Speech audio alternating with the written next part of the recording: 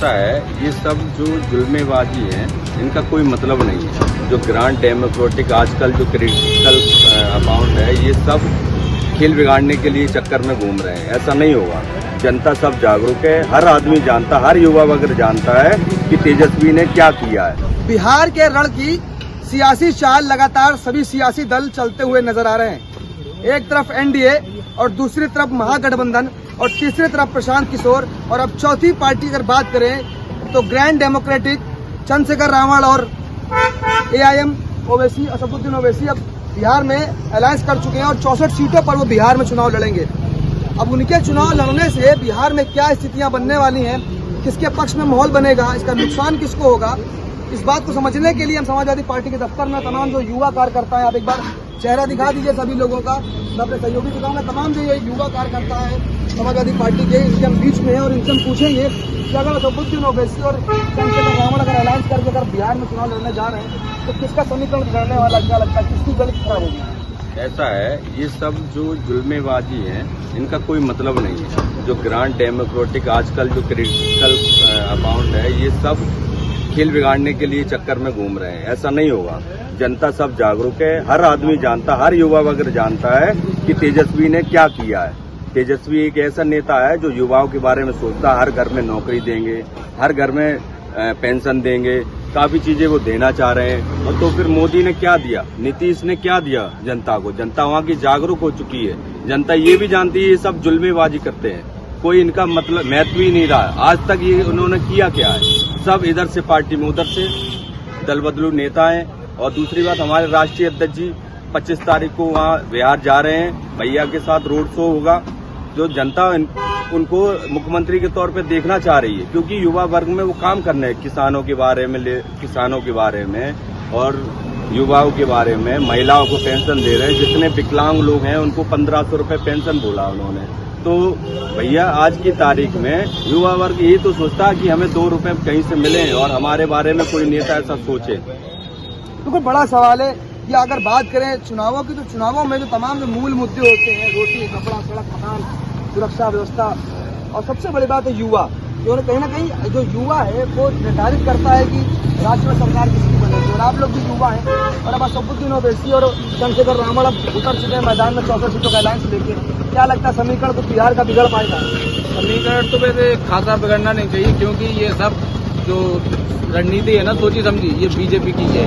BJP बस हम लोगों में भ्रम पैदा करना चाहती है कि वो कहीं इनका अलायंस करेंगे, मतलब वोट तोड़ने की जो साजिश है वो करेंगे। लेकिन उसका भी तोड़ तेजस्वी यादव के पास है, जो यहाँ से माननीय जी हमारे अखिलेश यादव जी जब जाएंगे ना वहाँ पे, तो पूरे बिहार का माहौल बदलने वाला है। आप टेंशन मत लीजिए, देख लेना, तेजस्वी यादव जी मुख्यमंत्री बनेंगे वहाँ। बिहार का माहौल बदलने वाला है, ये तमाम जो युवा हैं समाजवादी पार्टी के, ये इस बात को कह रहे हैं। और जब समाजवादी पार्टी के राष्ट्रीय अध्यक्ष अखिलेश यादव जब बिहार में होंगे और जनसभाएं करेंगे तेजस्वी जी के साथ में, तो क्या कुछ पक्ष उनके माहौल में बन पाएगा या फिर निर्णायक नतीजे चुनाव के आने के बाद तय होगा? लेकिन अगर बात करें असदुद्दीन ओवैसी और चंद्रशेखर रावण की, वो इस दावा कर रहे हैं कि मुस्लिम वोट पर और दलित वोट पर उनकी लोकप्रियता है, और जब वो अलायंस करके वहाँ पर उतरेंगे मैदान में तो कहीं ना कहीं एक बड़ा जनाधिकार और समेट पाएंगे। इससे समीकरण किसका बिगड़ेगा?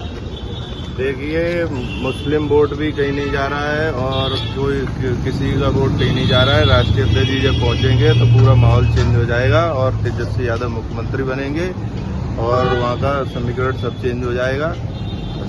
कहना चाहते हैं 2 बड़े अलायंस हैं बिहार के चुनाव में। अगर देखें, एक तरफ एनडीए और दूसरी तरफ महागठबंधन है। हालांकि प्रशांत किशोर भी मैदान में, और चौथा अगर मोर्चा हम देखें तो असदुद्दीन ओवैसी चंद्रशेखर रावण चौथा मोर्चा बनाकर मैदान में उतर चुके हैं 64 सीटों पर। क्या लगता है, आप भी युवा हैं, युवा नेता हैं, क्या कहेंगे समीकरण बिगाड़ पाएंगे चंद्रशेखर रावण असदुद्दीन ओवैसी? तो कुछ नहीं बिगड़ेगा। जब माननीय अध्यक्ष जी लोग पहुंचेंगे ना, तो समीकरण तो अपने आप बनेगा। हमारा ही समीकरण बनने वाला है। उसमें किसी का गठबंधन या एनडीए नहीं कर पाएगी। जब पीडीए पहुंच जाएगी ना तो वहाँ सब कुछ होगा। असली मुद्दा है, असली मुद्दा पीडीए है। असली मुद्दा है पीडीए। और ये सरकार कुछ नहीं है, ये राशन की सरकार है और ये राशन की सरकार बहुत जल्दी खत्म हो जाएगी। 27 में काफी भारी बहुमतों से और आएंगे माननीय अध्यक्ष जी, और यही है तेजस्वी जी 25 में आने वाले हैं। तेजस्वी जी मुख्यमंत्री बनेंगे। जो मेन बात है कि जो जुमलों की बात है, जो गृह मंत्री जी अमित शाह ने अपने भाषणों में बोला कि ये जब जुमलेबाजी है कि हर घर में नौकरी कैसे दे सकते हैं, तो उससे पहले वो अपने आप को देखें, मोदी जी को देखें, जो उन्होंने सबसे बड़ा जुमला दिया था कि हर इंसान के खाते में 15 लाख आएंगे। कहाँ है वो 15 लाख? और कहीं ना आपने जितने भी आप उनके इंटरव्यू देखिए या उनकी जो भी देखिए, उसमें आप ये देखिए कि उनमें बस जुमलों के अलावा कुछ हकीकत नहीं है। आप ग्राउंड रिपोर्ट आप तो करते हैं, आपको सारा पता है, लेकिन आप ये समझिए अब पीडीए जो जागरूक हो चुका है और यहाँ से जब माननीय जाएंगे तो वहाँ भी पीडीओ एकजुट होके तेजस्वी जी को मुख्यमंत्री बनाएगा। चुनाव में जो सियासी दल होते हैं वो जनता अपनी लोकप्रियता और जनाधिकार पाने के लिए अपने मैनिफेस्टो में अलग अलग योजनाएं, अलग अलग जो वादे हैं लुभावने वादे करते हैं जनता से। हालांकि अगर बात करें तो अलग अलग दल जो हैं वो अलग अलग अपने मैनिफेस्टो में अलग अलग चीजें लेकर आए और उस पर कटाक्ष भी हो रहा है सियासी दलों की तरफ से। लेकिन सवाल ये है कि अगर बात करें गठबंधन जिस तरह से वहाँ पर बन रहा है, अलग अलग एक तरफ चर्चा हो रही है कि एक तरफ इंडियन गठबंधन है, एक तरफ महागठबंधन है, और अब असदुद्दीन ओवैसी और चंद्रशेखर रावण भी 64 सीटों पर ऐलान कराने को तैयार हो चुके हैं। समीकरण किसका बिगाड़ेंगे, क्या लगता है? आप बहुत वरिष्ठ नेता मुझे लग रहे हैं, क्या लगता है किसका समीकरण बिगाड़ेगा? देखिए, बिहार में पूरा मिजाज बदल चुका है।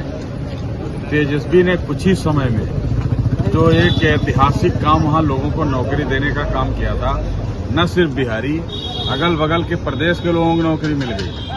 तो एक मैसेज गया कि उस बंदे में कुछ दम है। अभी जो बिहार में घोषणा हुई कि हर घर में एक आदमी को नौकरी मिलेगी, तो जनता वहां की पूरी आ गई फार्म में। उनको भरोसा है कि ये सब लालीपाप से कुछ नहीं होने वाला, ये नौकरी बड़े काम की चीज है। जब एक घर में रोजगार होगा तो पूरा घर संवर जाएगा, तमाम जरूरतें पूरी हो जाएंगी। और उसके पहले बिहार के दलित, पिछड़े, गरीब, कमजोर, वंचित लोगों के जीवन में बदलाव लाके लालू जी ने अपना कारनामा दिखा दिया है और तेजस्वी को जब मौका मिला है तो उन्होंने दिखाया है। तो अब वहां की जनता पूरे मूड में है। ये जो भी लोग गए हैं ये सब नुकसान उसी एनडीए को करेंगे और ये गठबंधन पूरी तरीके से महागठबंधन उभर कर आएगा और इस बार उसमें कहीं बट्टा लगने वाला नहीं। तेजस्वी मुख्यमंत्री 14 के बाद शपथ लेंगे, ये हमारी शुभकामनाएं हैं बिहार वाले। ओवैसी कह रहे हैं कि उनका मुस्लिम वोट बैंक पर उनकी पकड़ अच्छी है। अरे भैया मेरे, अच्छा ये बताओ ओवैसी कहाँ नहीं लड़ रहे? आप हमको बताओ, हम ये नहीं कर, हम आपसे सवाल कर रहे हैं। पूरे प्रदेश में जहाँ उनको मुसलमान दिखता है वो अपना टेंडर डालते हैं, लेकिन टेंडर मुसलमान निरस्त कर देता है। वो जानता है कि हमारा हित कहाँ है। तमाम पार्टी बनी, पहले मुस्लिम लीग बनी, पता नहीं क्या क्या बनी। यहाँ का मुसलमान एकजहती पसंद है, वो तमाम और सारा एकजुट होकर के सबके साथ रहना पसंद करता है, मेल जोल पसंद है उसको। वो ये इस तफरके में नहीं पड़ता कि तुम उसको अलग लेके, चाहे वो हिंदू कट्टरवाद हो चाहे मुसलमान कट्टरवाद हो, ये दोनों कट्टरवाद देश के लिए नुकसानदेह है। ये यहाँ की आवाम और जनता समझती है, खासकर समाजवादी या ऐसे विचारधारा के लोग तो पक्का समझते हैं।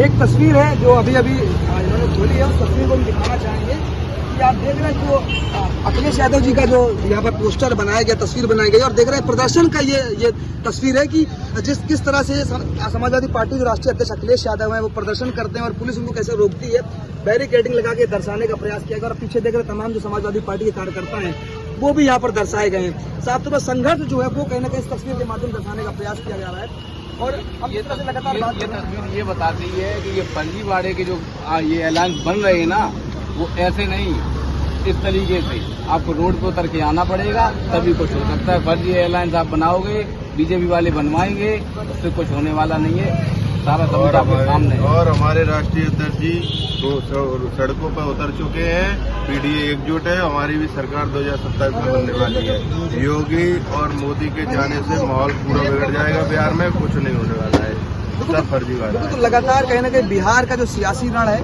वो पूरी तरह से अब पिस चुका है और सियासी रण में सभी सियासी दल अपनी अपनी गोटे अपनी अपनी बिसात बिछाने में लगे हुए हैं। हालांकि जब निर्णायक नतीजे 14 नवंबर को आएंगे तब ये तय होगा कि बिहार की जनता ने किसको पसंद किया है और बिहार की सत्ता पर कौन काबिज होगा। नवभारत के लिए राजधानी लखनऊ से अंकित तिवारी।